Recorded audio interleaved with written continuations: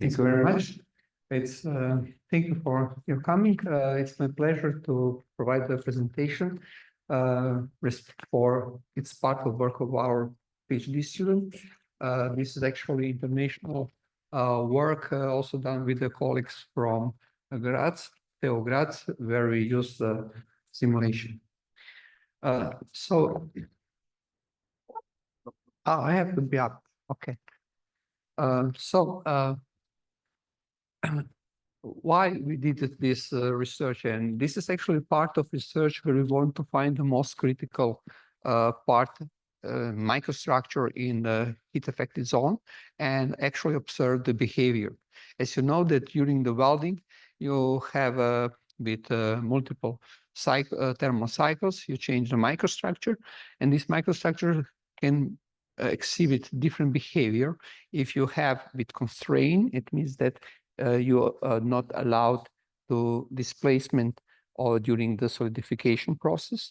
And also, thank you. And also, if you have free materials that can may have displacement during the thermal cycles. So this is the main topic now, because this presentation, but we are going further with this research in the fatigue, and also we want to see the behavior of fatigue crack propagation in this area. So let's talk about the fracture behavior. So these details here, we use the material which is used in the engineering structures. It is S690QL. It's a quench and temperate steel, which is usually used for high strength structures. And also we have made different welding cycles. Here we know that we can also have the softening in this micro heat effect zone area, but we are more considering the area close to the weld fusion line. And as you can see in this schematic view, we actually have considered the 4 different thermal double cycles. One is in the subcritical, then it's the intercritical, and also in the C, it's for fine grain heat affected zone we may have when we achieve the AC3 temperatures, and also when we have the double cycles. So this microstructure actually occur respect these thermal isolines for this base metal. So in order to get the material properties of the heat affected zone, we use today's well-known techniques. We made the mini tensile specimens, also cut by spark eroding, and then also we use the RMS for measurement extension, and the load cell for the load on strength. So in this area, we got also different material properties. As you can see, in small area, only thickness is 0.5 millimeters. We can have series of specimens in this region where you have the double cycles, or here also in the middle. So with this, what we have with these properties also have influenced the cooling the rate temp. Delta T over 800 to 500 degree. And as you see that the time, if it's in between 10 and 20 seconds, you have that your the transition temperature for toughness is decreasing, but also you have decreasing of the hardness in Vickers. So this is actually area where you have optimum of mechanical properties for such steel, which we use in our research. So nominally, our steel has base metals more than 700 strength, and ultimate tensile strength between 770 to 940, with elongation 40%. So the toughness is impact toughness is also different respect to the rolling direction of the plates. So we here, when we consider, we make the plan of our simulation with the clipper, and here we have the 5 type of specimens with the free. That it means that it's not constrained, and then we have also for with the constraint. The sports schematics view of this cycles, and here is the thermal, actually temperature, which we achieve in this as maximum, is listed in this table. So we can say that first series blue, which means that we have a longitudinal display without longitudinal displacement restriction, and 4 is with displacement restriction in the second thermal cycles. Actually, this is just we also record. Of course, we need to prepare the specimen with respect to this investigation. This one is the flat with 10 to 10 millimeters. It is actually also can be used for the Sharpie toughness. And also this one is the same section, but with a thread on the end that we made a constraint of constraint during the thermal welding process. So this is here we put the thermocouples in order to measure the temperature cycles and check if it works as we want, and we control actually this process in the glue. So this is actually glue clamps. You can see here this specimen with without the constraint, actually with the free is here, and also here is we put the thread and nuts that we limited the constraint. So here is the thermocouples, which we control the process, and we can also follow this. Here is the set of specimens with the free. So you see this, the numbers, it's the mark also with respect to the cycles. And here is with a constraint specimen set with the second, so third, fourth, fifth way of the simulation of thermal double cycles. So after, when we actually perform this simulation, we actually made notch by spark eroding and then the small fatigue. And then also we test on the fracture toughness. So we have this set of specimen tested. And you can see that actually this is the thermal cycles which we have for the material without free. So it's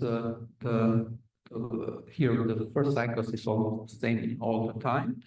And in here around the 90 seconds, we have the second cycles, thermal cycles, which is going in the fifth case, the 1250, then fourth 890, sorry, 390, and 740 and 490. So this actually now the stress which we measure with the load cell actually is this first cycle is here up to this second, and then we have the second, which is actually free, but also we measure with the load cell.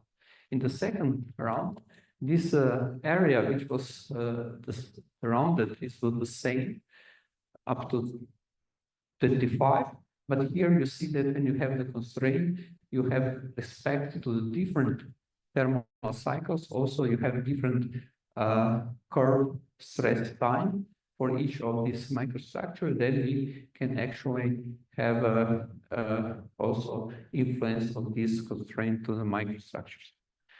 So we actually control the thermal cycle process. In the first and is the same all the time, but only and then in the second we reach the different maximum temperature, and also we control actually the process of the cooling, and we observe the stress time curves for first, second, and cycle, and also for all these specimens.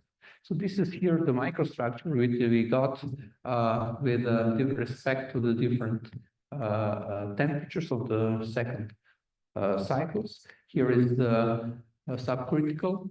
This is when we have below the AC1. Here is actually fine grain when we achieve more than AC3. Here is also intercritical between AC1 and AC3 temperature, and we have here the microstructure which we got with 2 times 1250 degrees. So here we can find also, we made tens of tests. This is the results which we got for all these our specimens. Maybe it's, this is here, this values provided, but also we have the curves where it's more obvious different behavior, like this one. So this is here with the different, we made the specimens. Here is this area where was simulated microstructures.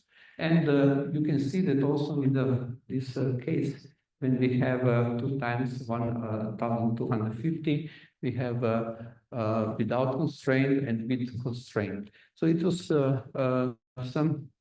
but we can say that we get a different elongation, even higher than in base metal in the case of a material with fine grains.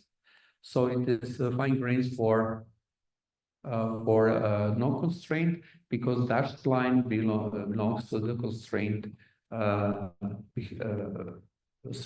simulated specimens. Usually, this now we made also this test of the fracture toughness, and what we got, this is only with the base metal results of these specimens with the fatigue pre-correct. Then we got that this fine grains is here, but it is 2 times actually 125. We got quite close results for constrained and non-constrained, and quite stable, let's say, correct extension. But in the case of intercritical behavior with constraint and non-constraint, we get quite unstable and pop-ins. Here is actually the best, let's say, fine grains behavior of specimens with marked with 3. This is without constraint, just the stable curve we got, and we use this result for JR curve or CTLD behavior. So you can see on the fracture surface, this is in the case of 1 cycle to 125, but here degrees, and here is the specimen 2.3 with the stable creep propagation, and also we have specimens 3 with fine grains with stable creep propagation. But with this intercritical, we have unstable pop-in, and this is for the specimen from 2 times 125 degrees without constraint. This is the free. The next set is with the constraint. Here you have also, we got to this specimen stable creep propagation, but with this intercritical we get unstable creep propagation, and this is here the specimen also with 2 times 1,550 degrees. So so we can now summarize our results. The star marks the specimen when we have popping unstable behavior, as you can see from the fracture surface. But here we have the highest fracture toughness. Let's see the Q1 and the calculated J. And here, but in 5th case, we got actually partly recovered material. It has, let's say, quite higher value from this rate behavior. And here also 3.2 as let's say double cycles in the fine grain values of the fracture toughness. So we can say that actually it was quite it is quite good toughness we got also in double cycles loading. So this is just the summarize of our results, that we have what we perform with Level machine. Some results are, let's say, surprise, especially this one when we have 2 times 125 degrees. Also, we know that fine grains has good toughness, but this one means that we can maybe see what the most critical is always this between AC1 and AC3, and we will see what will going to happen with particular behavior. So this is, thank you for your attention.